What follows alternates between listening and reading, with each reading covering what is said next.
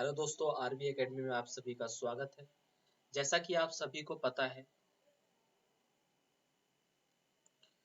हम ratio and proportion के most important topic कर रहे हैं और हर टॉपिक से हम 10 मोस्ट इम्पोर्टेंट क्वेश्चंस करेंगे।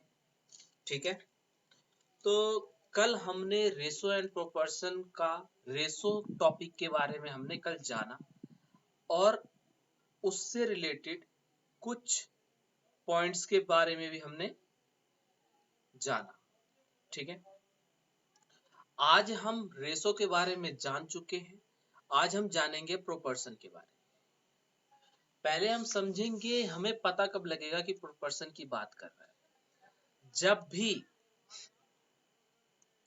भी हमें दो चीजें इसने दी हुई हो, जब भी ये हमें दो चीजें दे दे, फॉर एग्जाम्पल ए अनुपात बी, ठीक है, दो चीजों के बीच में एक चार बिंदु लगा हो और उसके बाद बी अनुपात सी दे दे, तो इसमें जो ये है, ये जो चार बिंदु लगाया हमने, ये क्या काम करता है? ये काम करता है प्रोपोर्शन का। किसका काम करता है? ये प्रोपोर्शन का काम करता है। ठीक है, इसे आपको समझना जरूरी है। जब भी ऐसा दिखे किसी भी क्वेश्चन में, मतलब आप समझ जाइए कि आपसे क्या पूछ रहा है, प्रोपोर्शन पूछ रहा है। ठीक है, मतलब समानुपात पूछ रहा है। ठीक है, तो अब हम क्या करेंगे, इससे रिलेटेड कुछ क्वेश्चंस वगैरह करेंगे। हम इससे रिलेटेड कुछ इंपॉर्टेंट पॉइंट करेंगे। अगर इस तरीके से कुछ दिया हो हमें, ए अनुपात बी और प्रोपोर्शन बी अनुपात सी, तो अनुपात का मतलब हमें पता है क्या होता है, बटे। ठीक है, और इस प्रोपोर्शन का मतलब क्या होता है, बराबर। इस चीज को आप ध्यान रखना।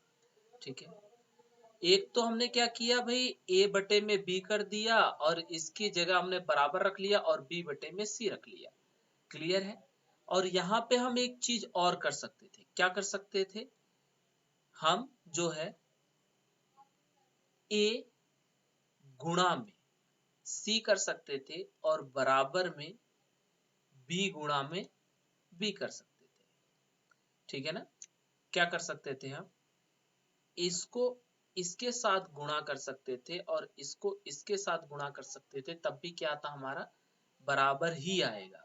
तो मैंने आपको दो तरीके बता दिए प्रोपोर्शन के। अगर हम बटे में रख के बराबर करते हैं तब भी हमारा आंसर है, और इस तरीके से रहेगा तब भी हमारा आंसर है। ठीक है, तो यहां से हमारा जो क्या बन जाता है, यहां से हमारा ये फॉर्मूला बन जाता है, जिसको आप ध्यान रखना, आगे बहुत ज्यादा आपको यूज आएगा। ठीक है, क्या फॉर्मूला बन जाएगा, बी की स्क्वायर इक्वल में ए सी। ठीक है, जब भी ये हमसे जो है मीन प्रोपोर्शन पूछेगा, तब हम जो है ये फॉर्मूला लगा देंगे। ठीक है, तो अब हम जानते हैं मीन प्रोपोर्शन के बारे में। किसके बारे में? मीन प्रोपोर्शन के बारे में। ठीक है,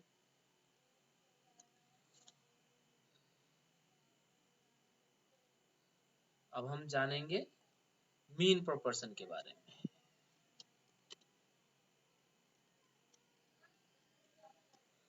ओके, ठीक है,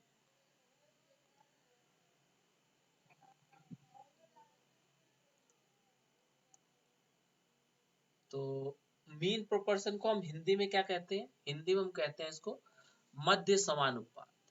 क्या कहते हैं हम इसको? माध्य समानुपात। माध्य समानुपात। ठीक है, इसको हम हिंदी में कहते हैं। ये चीज आपको समझ में आ गई होगी। तो किस तरीके से क्या होगा, अब समझ लो। इसने हमें दिया हुआ है ए, बी और सी इन कंटिन्यू प्रोपोर्शन, इन कंटिन्यू प्रोपोर्शन में दिया हुआ है।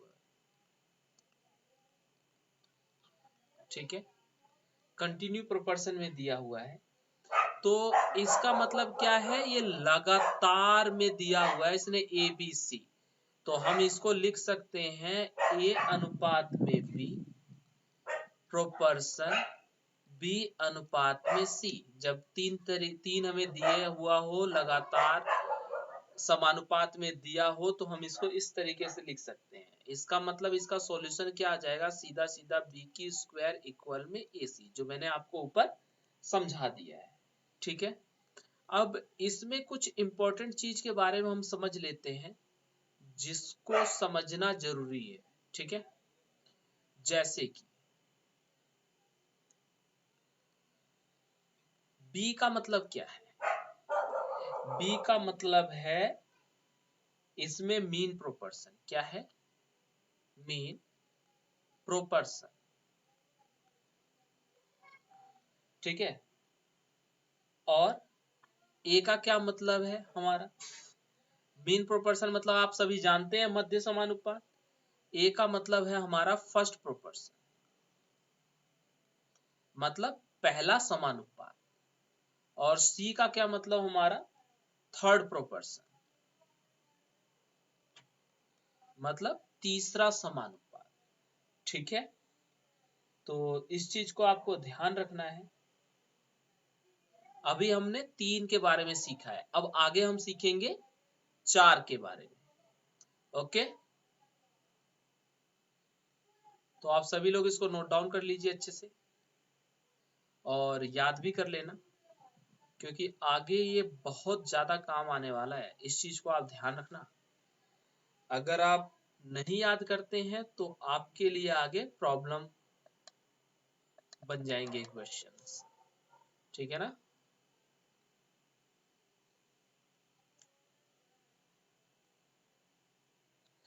इसको हम क्लीन कर देते हैं ताकि हम आगे की पढ़ाई कर सकें।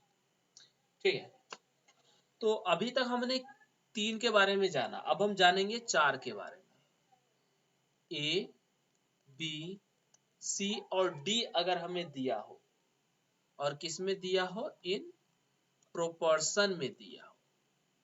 ठीक है, मतलब प्रोपोर्शन बोल दिया तो हमें पता भाई समानुपात की बात कर रहा है, सीधी सीधी बात है ना। तो हम इसको लिख सकते हैं ए डिवाइडेड बाय बी इक्वल में सी डिवाइडेड बाय डी, लिख सकते हैं ना। तो इसका मतलब क्या है, ए गुणा में डी होगा और बराबर क्या हो जाएगा, सी गुणा में बी हो जाएगा। इसके बारे में भी मैंने आपको बता चुका हूं। ठीक है, इसमें समझते हैं क्या किस लिए यूज हुआ है। जो इसमें ए का काम कर रहा है, ये हमारा फर्स्ट प्रोपोर्शन। ठीक है, फर्स्ट प्रोपोर्शन है हमारा ये। और जो हमारा बी यूज हुआ है, ये हमारा सेकेंड प्रोपोर्शन है। ठीक है, जो सी यूज हुआ है ये हमारा थर्ड प्रोपोर्शन है। और जो डी यूज हुआ है ये हमारा क्या है, ये हमारा फोर्थ प्रोपोर्शन है। ठीक है, इसको आप याद कर लेना। अब हमारा प्रोपोर्शन का जो भी इंपॉर्टेंट पॉइंट मुझे बताना था वो मैं बता चुका हूँ। ठीक है, अब रेशो एंड प्रोपोर्शन का हम अगली क्लास में इंपॉर्टेंट क्वेश्चंस करेंगे। जो मैंने बताया कि 10 बहुत ही महत्वपूर्ण क्वेश्चन मैं आपको करवाऊंगा, जो आपके एग्जाम्स के लिए बहुत ज्यादा जरूरी है। ठीक है, उसके बारे में हम क्या करेंगे, डिस्कस करेंगे और हम सॉल्व करेंगे। ओके, तो आज की क्लास हमारी यहीं तक। Thank you.